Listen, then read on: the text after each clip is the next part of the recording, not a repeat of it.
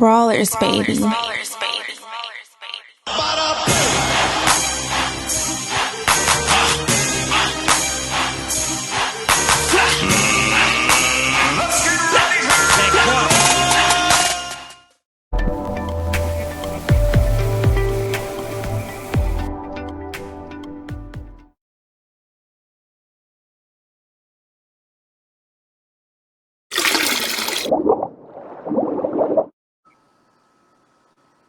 What's up, boxing fans? This is your boy Rick Muhammad, Brawler Sports Media in the building. This is the Brawler Sports Boxing Show. We're back again. My sidekick, my main man, G Money, is in the building, and we're here to discuss this past weekend's outcome with Chris Colbert, known as Baby B-Hop, as he took on King Tut Nyambeya, which was a really good fight. As we all know, King Tut came up from 126 to 130 pounds to fight Chris Colbert, who is now 16-0 with 6 knockouts. Overall, I mean, Colbert was still flashy, did his thing, same type of fight we figured he would do in his previous fights. Nyambeya, same guy, fought Gary Russell good as well, but Gary was too fast and too much for him, and that appears to have been the same thing against Chris Colbert. What's your take on that fight this past weekend, G? It was a pretty competitive, like the first few rounds, King Tut, he was pretty competitive, but Chris Colbert, towards the end of the fight, he just started taking over, outboxing him, throwing combinations, landing. So he looked pretty good. He looked sharp. But one thing that concerns me moving forward with Chris Colbert at 130 is he said something after the fight that stuck with me. He said that was the hardest puncher he's faced in his career. So that's really alarming to me that's that's the case. When I'm like, you fought a dude on 2 weeks' notice that from 126 coming to 130, and you say he was he gave him props, which I respect. He was like, he could hit hard. That was the hardest puncher I faced in my career. But I'm like, okay, you're at 130. What would you do if Oscar Valdez hit you at 130? You want to fight Gervonta Davis? To fight Tank. Yeah, you want to fight Tank in the future. And I'm like, you got skills. But I just think the lack of power that he has, in the fact that he said a 126-pounder was the hardest puncher he's faced in his career. I don't know. What are you going to do when Tank hits you? What would you do when Oscar Valdez hits you clean? You know what I mean? So that was a little alarming to me to hear that. I appreciate the honesty, but I just, moving forward, I don't know how he's going to do versus a solid puncher, Yeah, I agree with you on that. Especially to give him, like you say, it's cool when fighters, respect one another and give up the pop. Yeah. You got a guy that's a natural 126-pounder, and you say he's the hardest puncher you've had thus far at 130, and the guy just came up a weight class to fight you.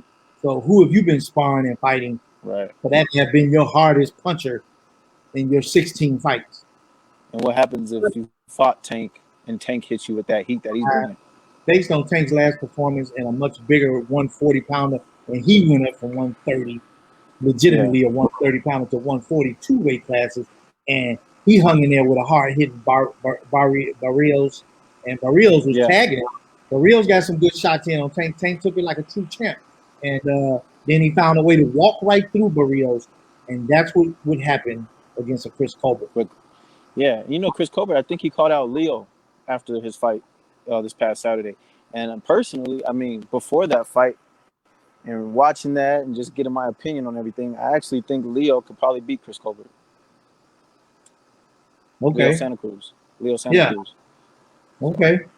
That would probably be a good matchup for Chris Colbert.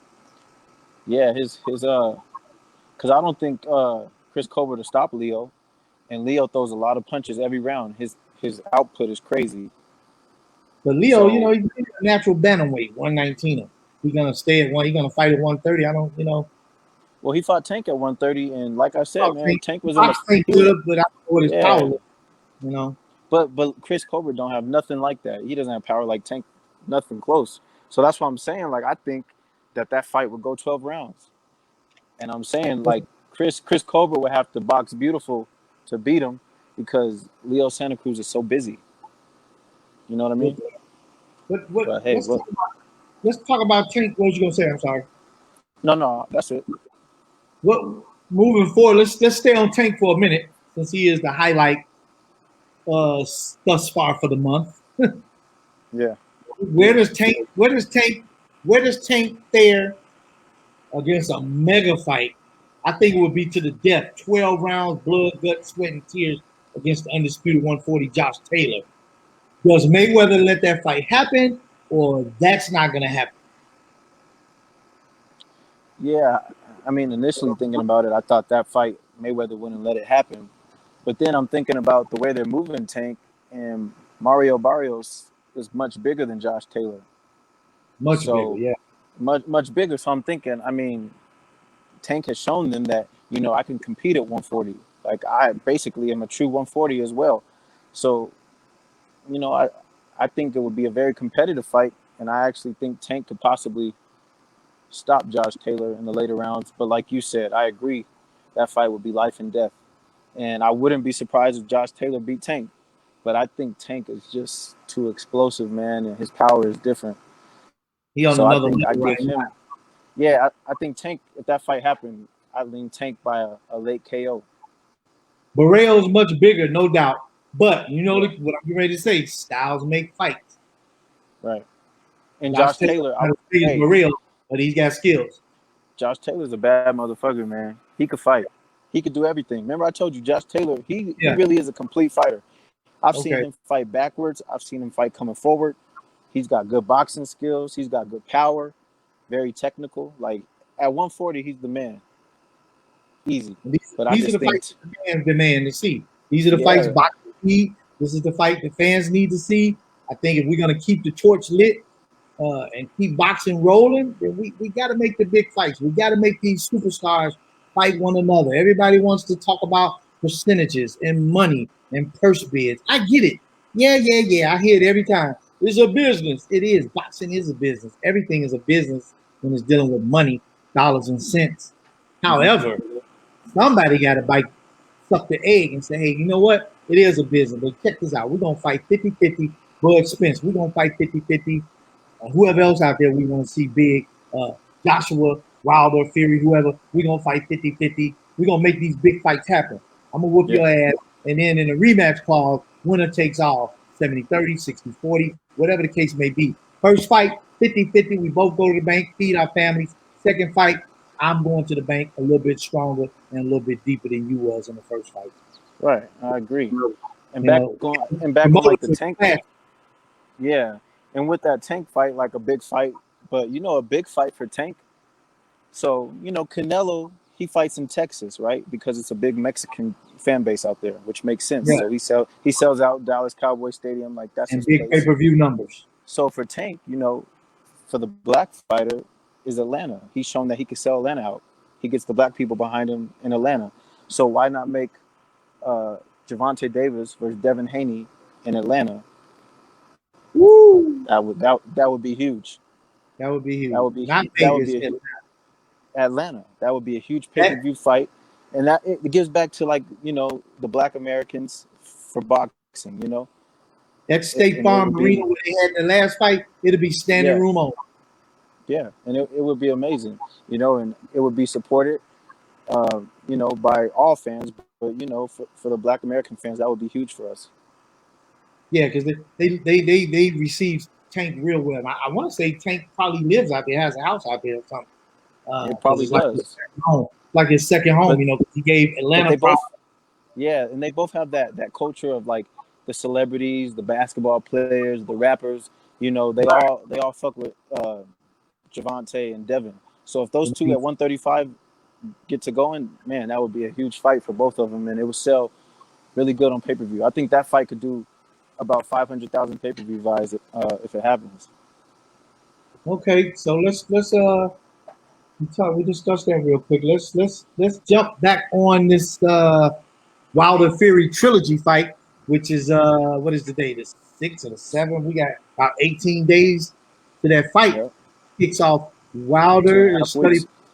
study posting strong workout sessions, grinding.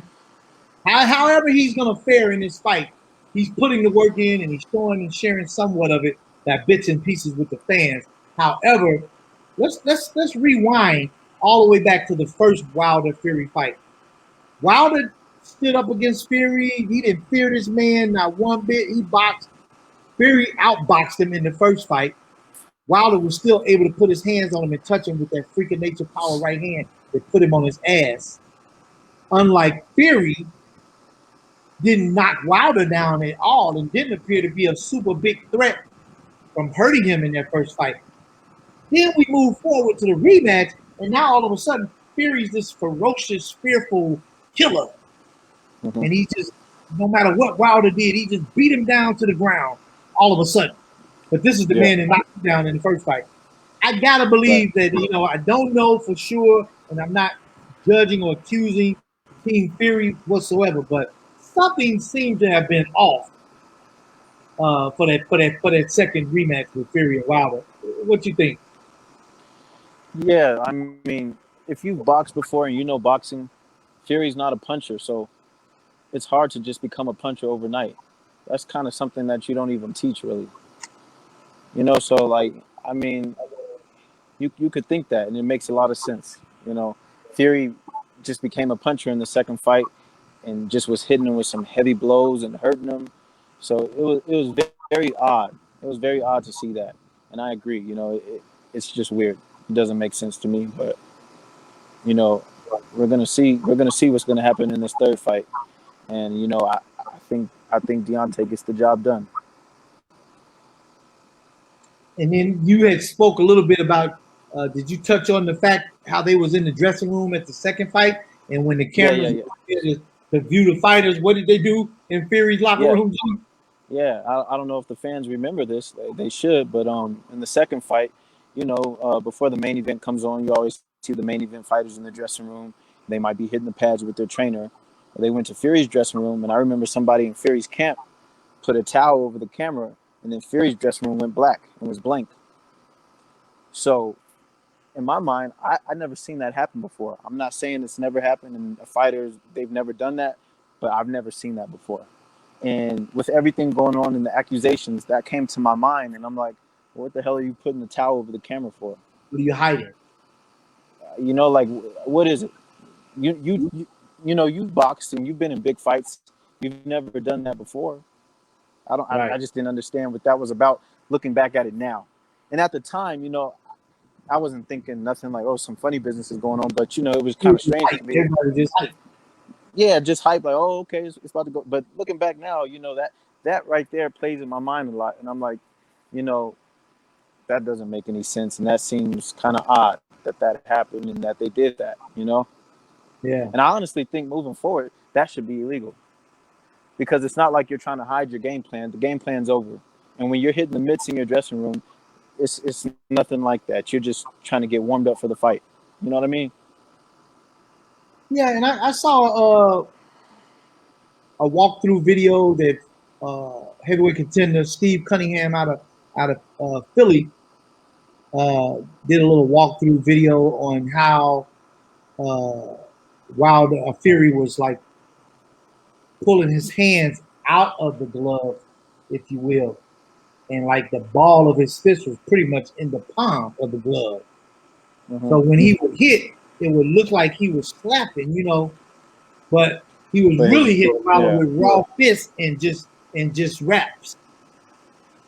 Yeah, I've seen that before too, and like that's deceiving too if he is doing that, because like you said, it looks like a flap when his knuckle is really in the wrist part. But what I'm saying with that is, I mean, you can't punch like that the whole fight. So I don't know, that would be kind of hard. Just thinking myself, if I were to do that, like to defend, to catch, like that would be kind of hard. Yeah.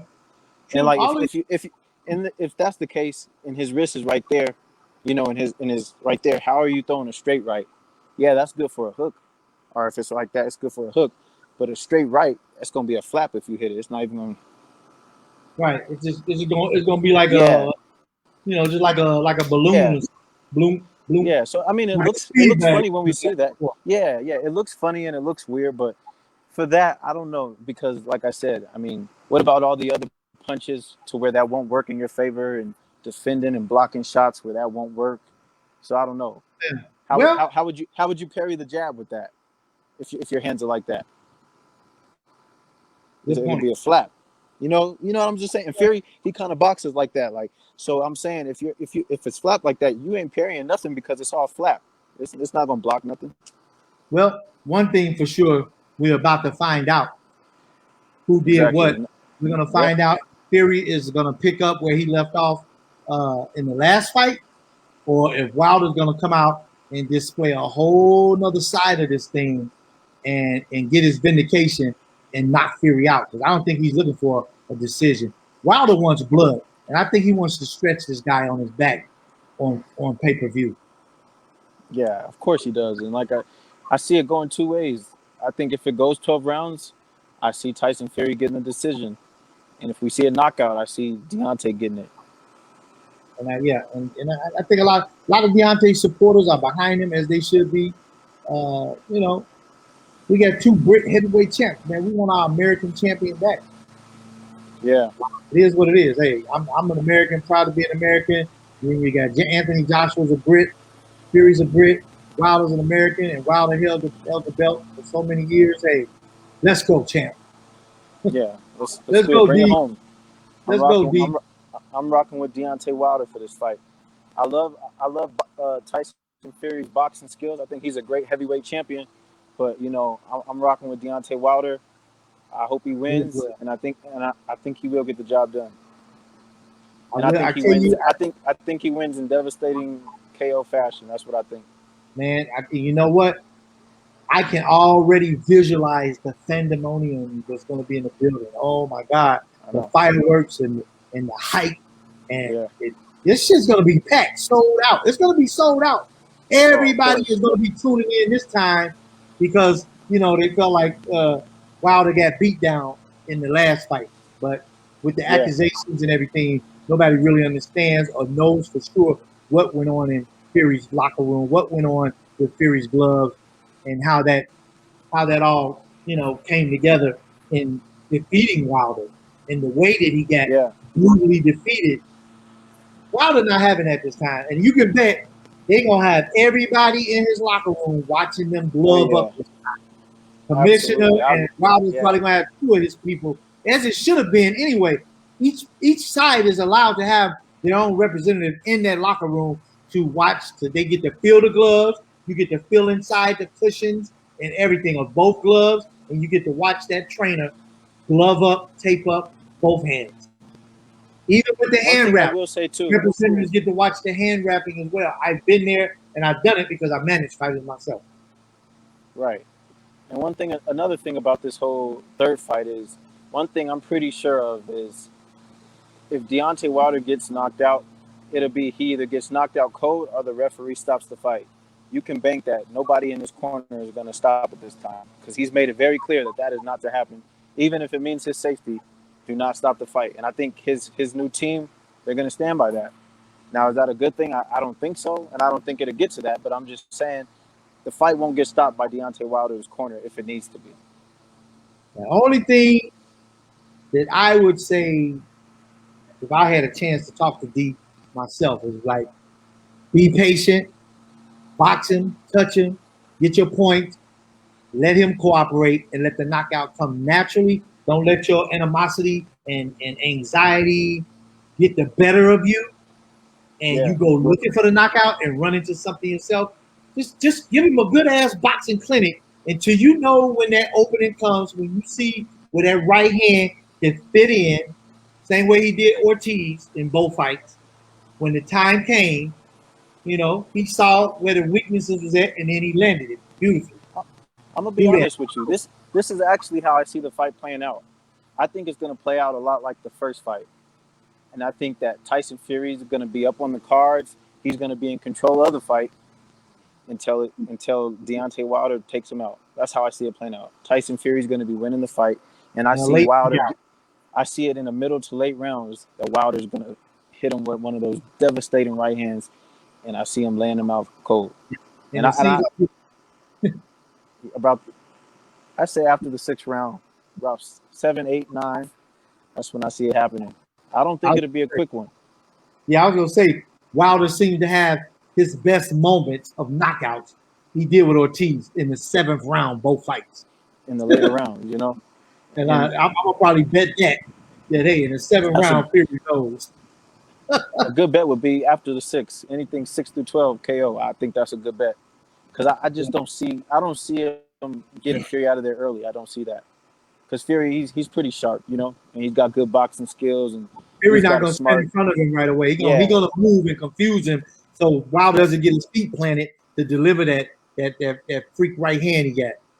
Because yeah. he already know that that's a bomb. Wait to explode.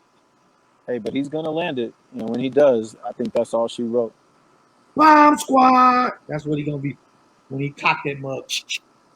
Yep. Okay, all right. So that's our recap coming up, leading up to the big moment, the trilogy of Wilder Fury 3.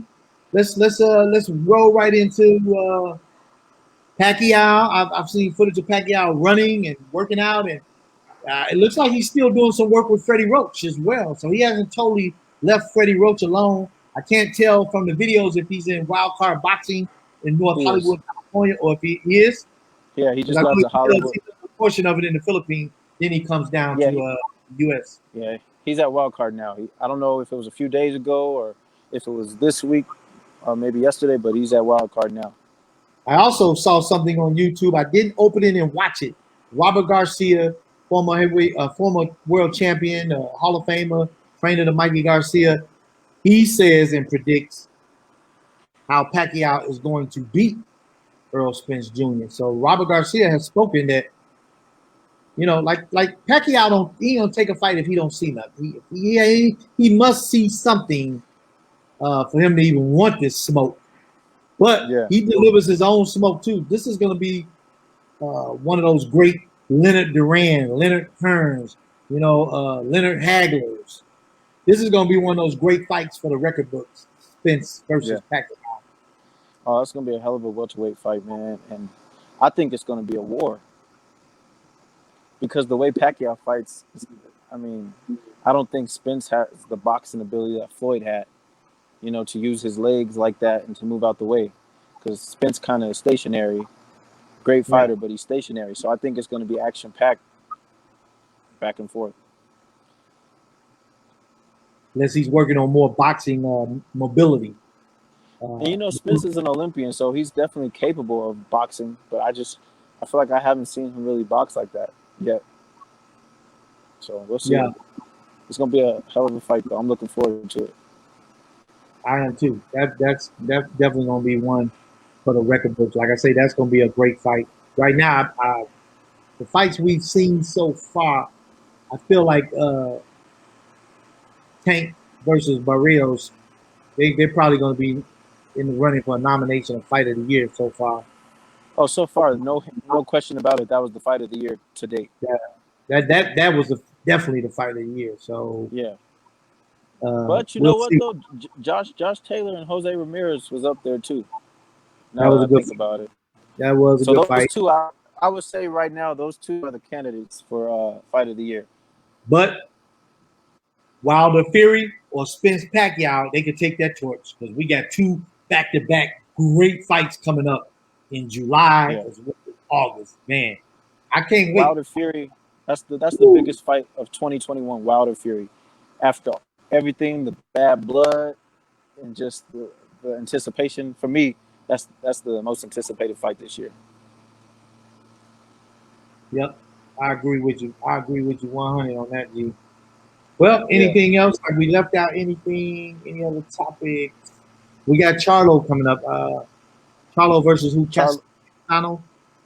Brian Castano for Undisputed next Saturday, July 17th, I believe. And that's going to be a hell of a fight too, man. I think it'll be Charlo's toughest fight to date. I really do. But I think Charlo is going to get him out of there. His power is something different. His power at 154 is something different. And you could be the best, greatest fighter. If he touches you clean, that's all going to sleep. I think Jermell Charlo, you got Jermell Charlo, Gervonta Davis, Deontay Wilder. Those three come to my mind when I think of the biggest punchers right now in the sport. Like when I just think of big punchers in boxing, those three came to my mind with just raw power. They have that one punch KO power, all three of them. That one hit a quitter. You know, and a lot of fighters have power, but it's that break you down power. You know, the later rounds they go to your It's a body. build of a course of number of punches. Yeah, that Yeah, power that the fatigues you in the punches. later rounds and gets you out of it. But those three in first round through 12th round, if they hit you clean with one shot, your eyes could be closed for that 10, for that 10 count. Before we get out of here, let's talk real quick about does this Caleb Plant fight versus Canelo get made, Mm. and also Reynoso, Canelo's trainer, saying they want Arthur Beterbiev for sure. Yeah, He wants to yeah. close the deal with Caleb Plant first. Then they are going after Arthur Beterbiev, and I said this a bunch of times that Canelo wanted that fight. That's 175. He gonna move up. I mean, hey, he fought Kovalov. Hey, what do you think? Do PBC and the Here's my zone thing. make this fight happen with Caleb Plant in In September? my opinion, Caleb Plant will fight anybody, and I don't think Caleb Plant is scared of Canelo in any kind of way. I don't either. I really don't. So with that being said, I just don't see why it won't happen. Because I know Caleb Plant, his mentality, you know, I think he really feels in his heart that he could win. I think he feels that. I really do. And, you know, his story, and he's just real gritty and believes in himself. So I hope it happens, and I think it will happen. I think we'll hear announcement sometime probably Late later this this month, month. Yeah, late this month. and, Maybe early August it'll get announced. and Caleb can box. He can fight. And He here's was the a thing hell with of an that fight. amateur. He If can it box, happens, move. He got power. He got good footwork. He's agile in the ring. yeah, Good angles, sharp, crispy punches, tactical, real great tactical with his great punches. defense. Great Yeah. defense. And the Okay. thing with him, if he could take Canelo's power and like keep coming and trying to win after he feels that power, I give him a great chance. That's the Mm. tell of the story for me of that fight is if Caleb Plant, if he could take that power. And if he could take his power and keep sticking to his game plan and executing it, he's going to win the fight. Will he get the decision? I don't know. But he can win if he could take the power, I think. Because he's got crazy skills, just like Canelo. That's a good analogy. All right. So that was Yeah. we'll leave off right here and wrap that up. Well, boxing fans, it's your boy Rick Muhammad, Brawler Sports Media in the building. This is the Brawler Sports Boxing Show. My main man, my sidekick, my son, G Money. Hey, remember, we still in a pandemic. You know, you got this Delta variant now. If you're vaccinated, not vaccinated, I always remind you guys, wear your mask. I know somebody who caught COVID just from this big fight in Atlanta, and nobody was wearing masks. So hey, mask up, practice your social distancing still. Keep your hands clean. And hey, let's stay safe so we can stay alive. We're not out of the woods. 10 other states already have spikes in COVID. It's not gone anywhere, and it's not going anywhere. And I feel like masks shouldn't go anywhere either. So that's just me. Stay safe so we can stay alive. Until next time, guys. Let's go, champs.